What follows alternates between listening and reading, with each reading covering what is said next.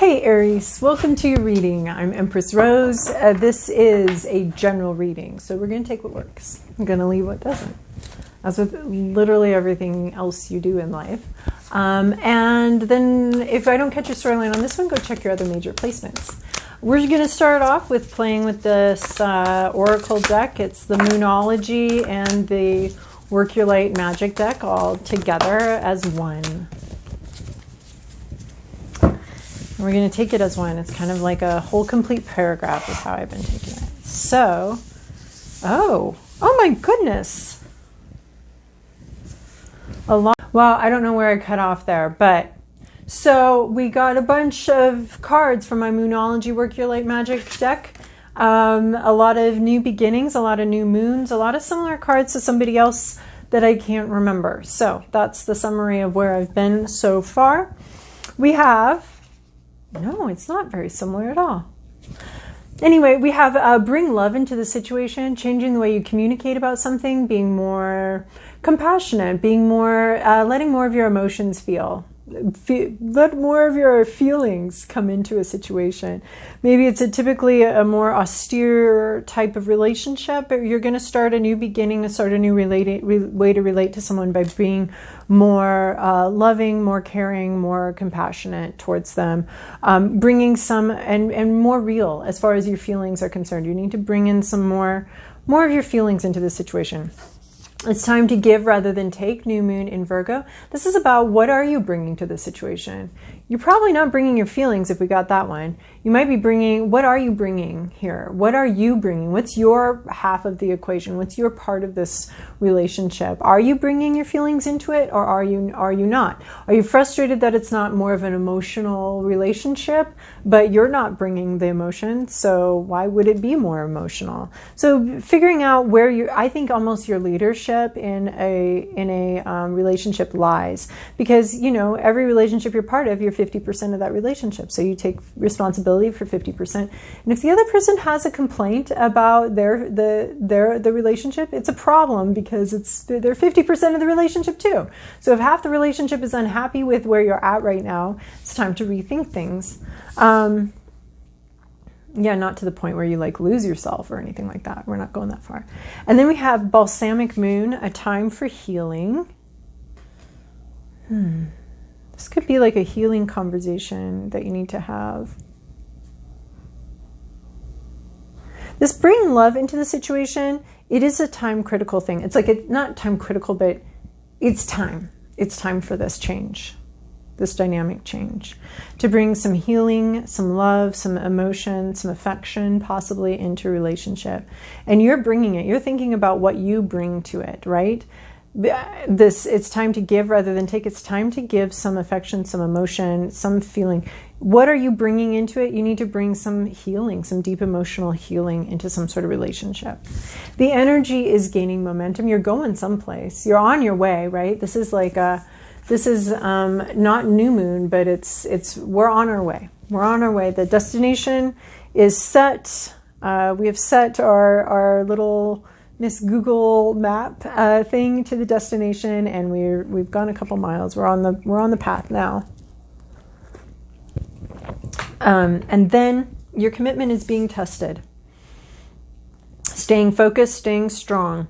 You got storm clouds coming in. So maybe this time for healing, maybe it's not going to go perfectly smoothly. You might end up losing sight of your original vision of what you originally wanted. There could be some challenges ahead, some challenges to the situation, to holding. I mean, you've got some distance to cover. It's not unheard of for some clouds to come in there. I think you've gotten this card recently too, of just your vision. You have a vision, but your commitment to that is going to be tested. Your ability to maintain eye contact with the moon is going to be very tested here. So do you really want this? Staying strong, staying focused on what you want. And then we have Pleiades, double mission, channeling and uplifting humanity. This again is about this whole thing looks like a conversation that needs to happen to me. You need to figure out how to start it, what you want to bring, what the tone you want to bring to your 50% of the conversation. It needs to be healing. It needs to be loving, caring, affectionate, emotional conversation. The time is coming. Don't let the other person throw you off. If you need to say something, don't let their responses throw you off from your vision of sharing love, healing, and connection. And then we have channeling, uplifting humanity. So you have to talk about something, and it's going to be really healing for everybody.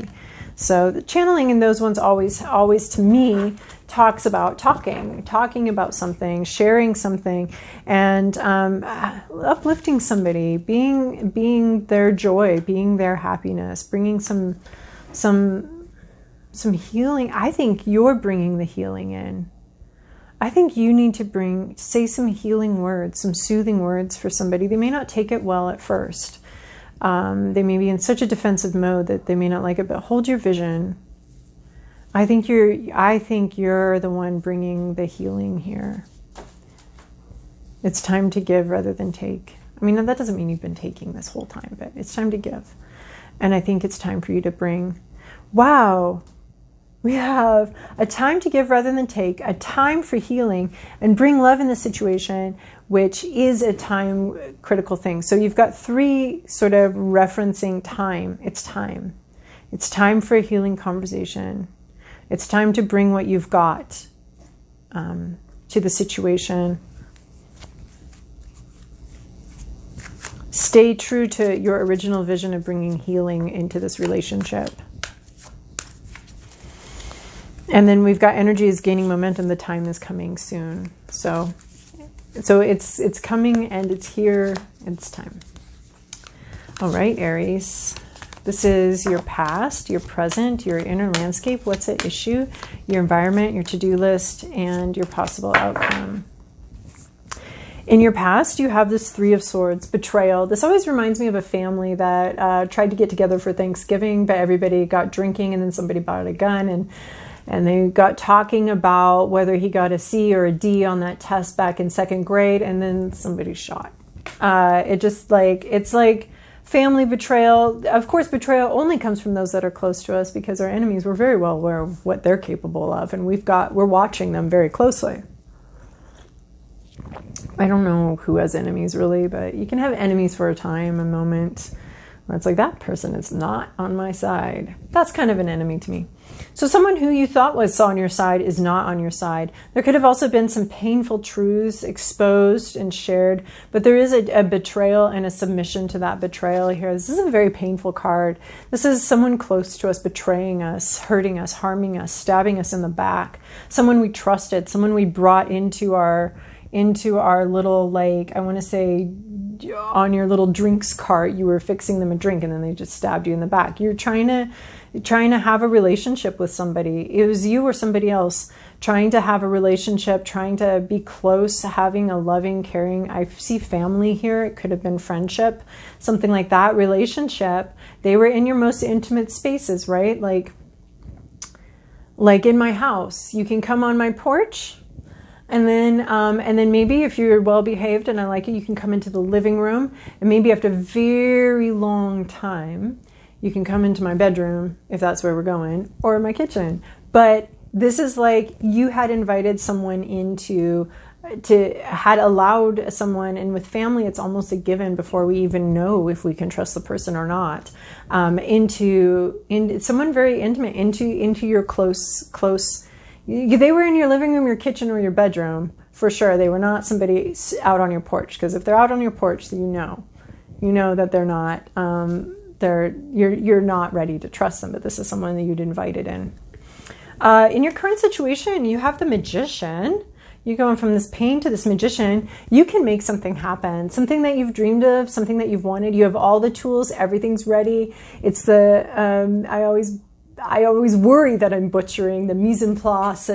It's all prepared. It's all ready. You can turn the burner on now and you can start making this delicious soup, because you are the Magician. There's some sort of wish fulfillment happening here. Something happening, something coming together. All the elements are assembled and it's time to put it all together and make a dream a reality.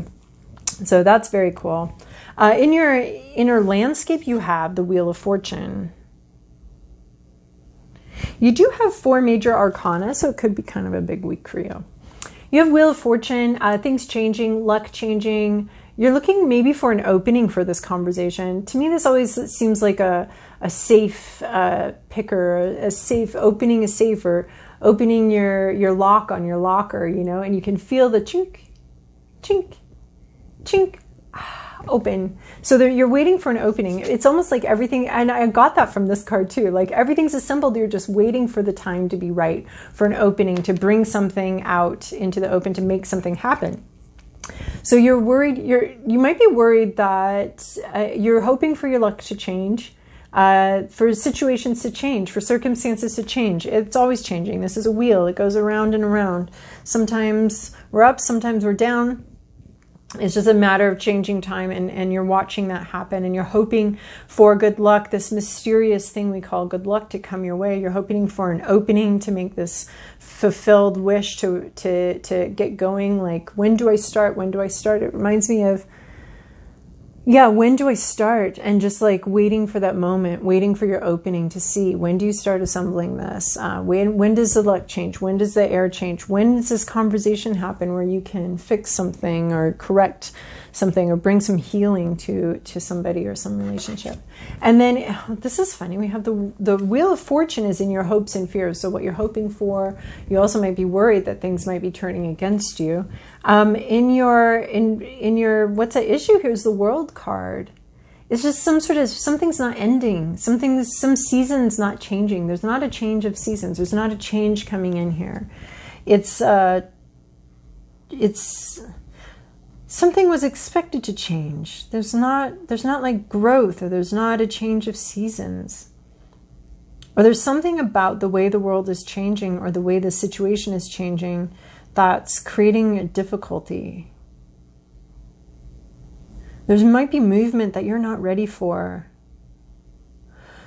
You're not ready. You might not be ready for this conversation, and this keeps saying it's time, it's time, it's time, but you may be holding back the time. I mean, we've got 2 hour. Oh my gosh, we have 2 hourglasses here, right? And we've already got three things talking about time. And then we have these hourglasses. Time. It might be time for something and you're not going with it. The season is changing. The time is changing. The situation has changed. Or it's not changing. There's something about time that's creating an issue. This is all telling you it's time, but I feel like you've been holding back. You don't want it to be time for that. You may be feeling like you're running out of time. Time is a really big deal right here. Timing, you may be looking for the right timing. That's what I got with Wheel of Fortune. You're looking for the right timing. But maybe the right timing, maybe it's like the right timing keeps coming and you're like, okay, I'll catch it next time. Okay, next time. All right, well, that went by. I'll do it next time. So there could be maybe some procrastination with your timing. Like, it's saying this time for this healing conversation is now, but you keep postponing it and not allowing for it to be time. You want it to be time, but I think you're more afraid that it's time. And you're not allowing some sort of change of season, some sort of shift to come in here. In your environment, there's a timeout. This is the timeout card. There's some sort of depletion that's happened, some sort of rest. Maybe you may be getting laid off, or you might be getting fired, or you might be taking a break from a relationship. There's a timeout going on. It's imposed on you from external situations. It could be the whole coronavirus. It's just a timeout. It's just not... It's interesting. It's like the time isn't here. You're maybe waiting for it to here, but I think you have to create it because you've got the Magician card here. It's time, and you're not finding the opening that you wanted. And the whole thing's been sort of a big timeout here. So where do you find, how do you have this healing conversation when everything's been on a break?